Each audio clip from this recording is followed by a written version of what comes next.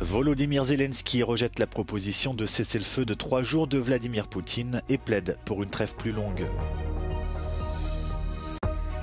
Les États-Unis condamnent fermement la décision du renseignement intérieur allemand de classer l'AfD comme mouvement extrémiste de droite avéré. À Thessalonique, une femme soupçonnée d'avoir prémédité un braquage est morte après avoir été mutilée dans une explosion près d'une agence bancaire.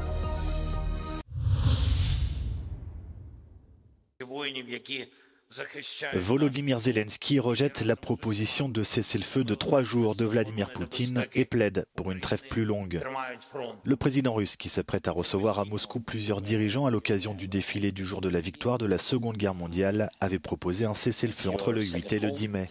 Mais pour Volodymyr Zelensky, une trêve d'au moins 30 jours est nécessaire pour entamer de vrais pourparlers de paix. Le président ukrainien s'appuie sur une proposition américaine, alors que Kiev et Washington ont signé il y a quelques jours un accord sur l'exploitation des minerais, du gaz et du pétrole ukrainien.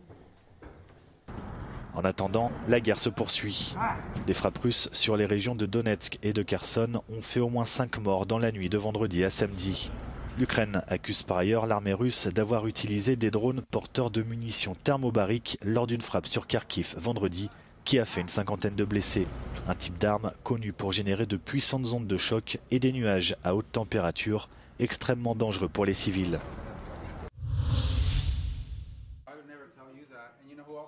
Les États-Unis condamnent fermement la décision du renseignement intérieur allemand de classer l'AfD comme mouvement extrémiste de droite avéré.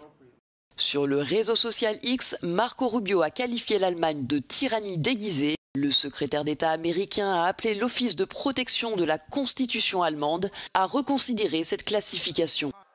Par le passé, le président américain Donald Trump, son vice-président J.D. Vance et le milliardaire Elon Musk ont tous trois également exprimé un soutien manifeste à l'AfD. Les déclarations du responsable américain ont suscité de vives réactions de la ministre allemande des Affaires étrangères. Annalena Baerbock défend une décision reposant sur le résultat d'une enquête approfondie et indépendante pour protéger l'état de droit en Allemagne. La nouvelle classification de l'AfD autorise la surveillance accrue des activités du parti.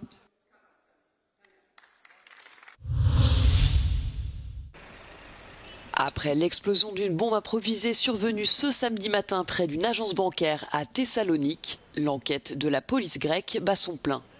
Alertés par une déflagration devant un parking fermé d'un immeuble résidentiel aux alentours de 5h30, les policiers ont découvert une femme grièvement blessée, la main mutilée. Des sauveteurs sont rapidement intervenus pour lui prodiguer les premiers soins avant de la transférer à l'hôpital où elle a succombé à ses blessures. Âgée de 38 ans, la victime était connue des services de police locaux pour plusieurs faits de vol. Les enquêteurs privilégient la piste d'une tentative de braquage de distributeur automatique ayant mal tourné. Selon un média grec, la femme aurait déposé l'engin devant la banque après l'avoir activé, puis serait revenue sur les lieux pour vérifier s'il était bien positionné lorsqu'il a explosé. L'incident n'a pas fait d'autres victimes, mais a causé des dégâts matériels sur plusieurs vitrines et véhicules alentours.